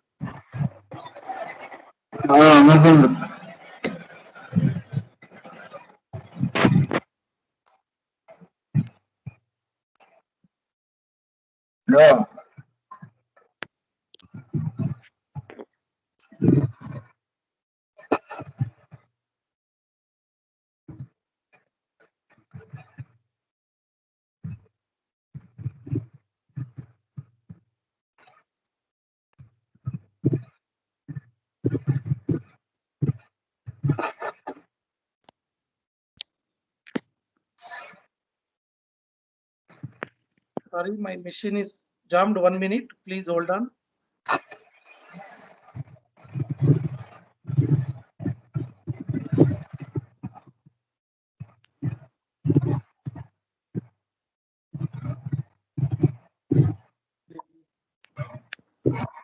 This horizontal line. Then come.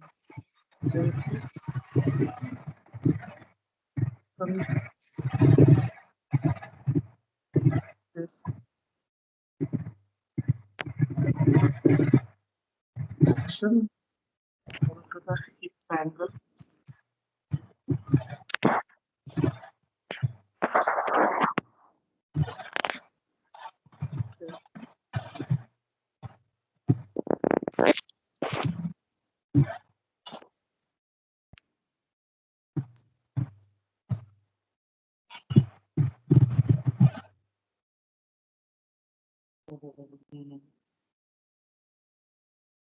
Trace it.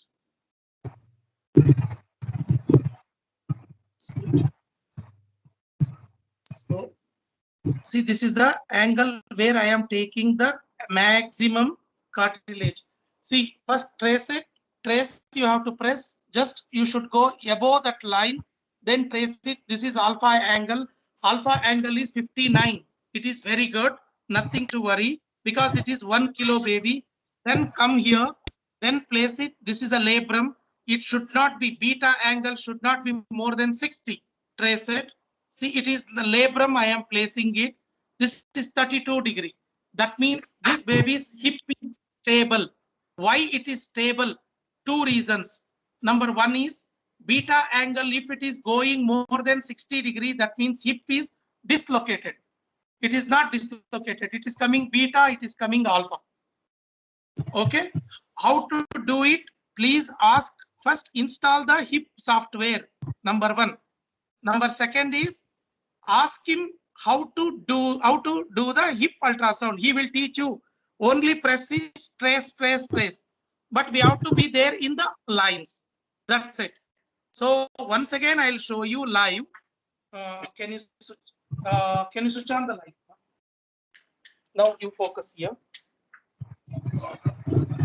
This line marker is above. I am keeping straight. Okay, and I am the up one is tilting towards the down, towards the bed. When I am tilting towards the bed, I am going to get my, this baby needs roof in or paracetamol. If I forget, you should start immediately. See, I am going to take the proper, see, this is down. You people can see the upper one. This one is up. This one is up. You people can get now correct perpendicular. Can you keep here? See, I'm going to get this perpendicular. Almost it is perpendicular. This is acetabular roof. Yes or no? So you got it. Number one is getting it is very important. Then freeze it. Then come to the calculation. Go to the hip, enter. Then after entering, take the trace. Straight line, you put it here in the center. I have not taken it properly. I taken it. This is the center place. Yeah, I have taken it in the center now. This is done. Once again, I have done to the this one to the trace just on that line. This is the upper border. This is good, nothing to worry. Then this is the border. Once again, beta angle will come. See, it is almost normal. Nothing to, don't do only one side. Bilateral. So press this so you can know it. Which one? This one I have done the left side. So left side I have done it. Now I have to do on the right side. Then after taking the image, take the printout, give to the parents. But do you think you can give? No. Dear friends, you people are diagnosing or you people are just, sorry to tell, diagnosing. We people are screening only for our interest. So if anything wrong, if we are feeling, we should call the concerned person who can give the report with jumping or eagerness or enthusiasm, if you will give the report, you are in trouble. Okay, you might be more knowledgeable, and you people are more better than them, but they are the only people they can give the reports. We people are only screeners.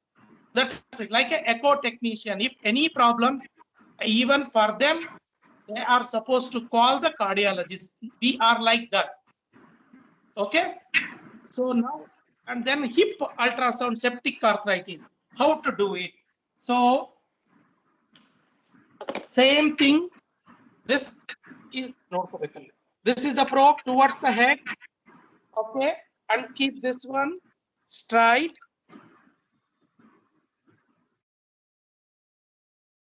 Yeah, dear people, see this, where I am keeping. Okay, straight. Altors. Clear. Freeze mode. And you people can see the head of the femur. This is the neck of the femur. This is the synovial place. This is the psoas muscle, psoas membrane. Once again, it is concave. If it is fluid is there, it will become convex. This is concave.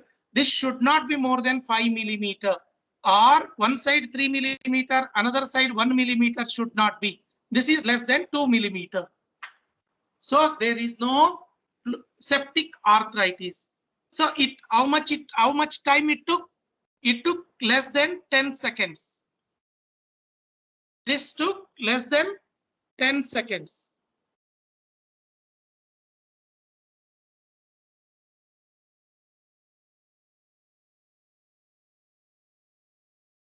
So in all the joints, we can see that all the joints, not only hip, dear friends, even in the wrist, even in the, what is this joint?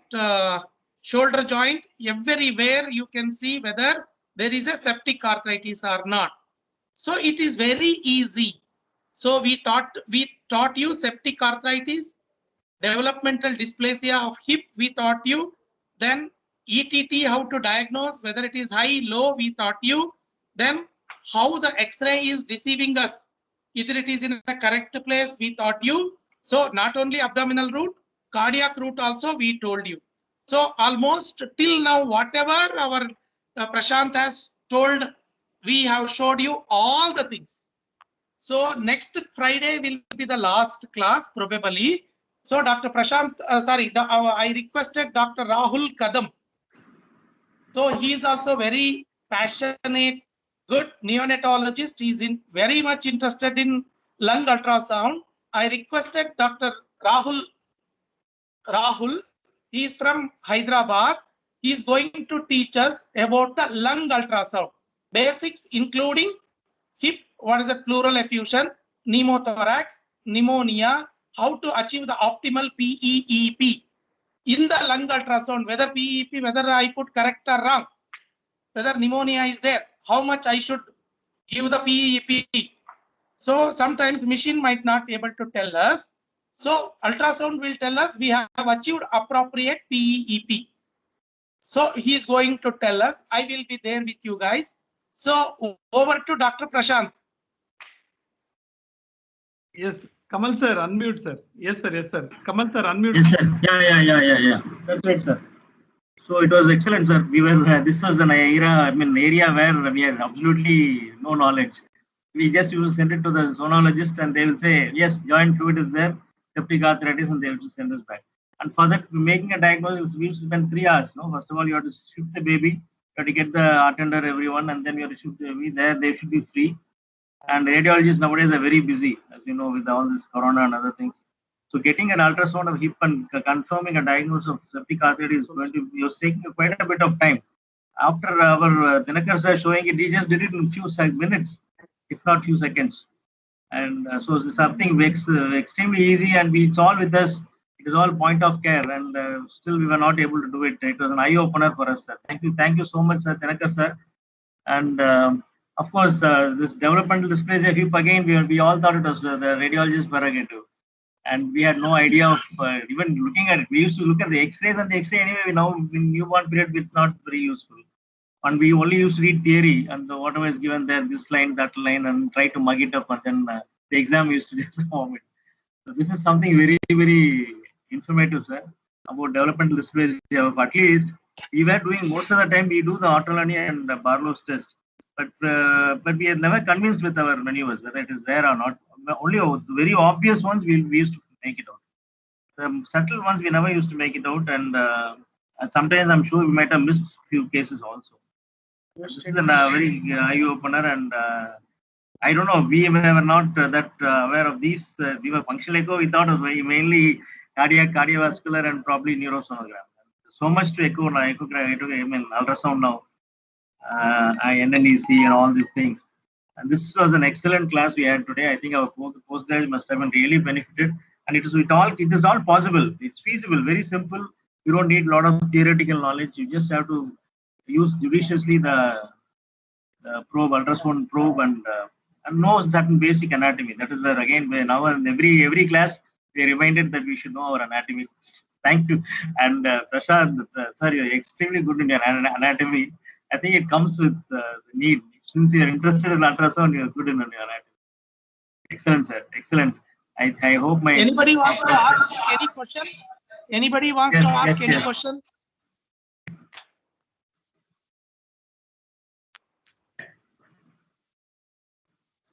Any questions? The theory class, I mean the pictures which Prashant showed, and followed by the hands-on demonstration by Dinakar sir. I think this was excellent. What we sort of imagined in the initial part of the lecture, we could actually see it when Dinakar sir was doing it. Thank you, sir. Thank you. Thank you, sir. Thank you very much, sir. I think so. To this week, we will finish, sir, a marathon conference, marathon ultrasound and echo. If you, sorry, sir, if we have troubled you, no. If you have made anything. No, sir. This is actually it's an what do you call it? I would say, see, this was something new, sir. No one had expected this class to come out so well. In fact, the response has been very good. I've been getting inquiries from Madurai, Tiruchi, and our own people who are working, who have finished, people who have finished from our college, who are graduated, who are working outside. They are calling me and asking me, sir, can I get the recordings? Can I get the recordings? So they're all waiting for the recordings. Tomorrow we'll send it to you, sir, recording. Yeah. And see, they all have seen it, and they now want to refresh it and see it again, so that it'll fall away, all the pieces will fall in place. So they think a recording of this will be very useful for them. So that is the impact which these lectures are given, sir. Thank you, Dinakar sir. I think it's wonderful, sir. I mean, super. There's no way to sort of describe it. Thank you.